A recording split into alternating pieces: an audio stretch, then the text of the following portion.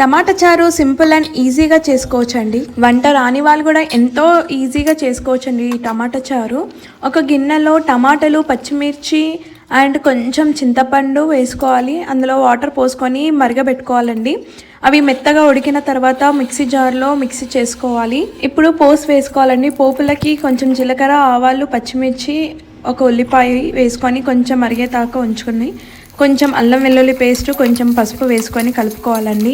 ఇవన్నీ వేసుకున్న తర్వాత కొంచెం ఇంగువ కూడా వేసుకోవాలండి. పోస్ట్లోని కొంచెం మంచి టేస్ట్ వస్తుంది.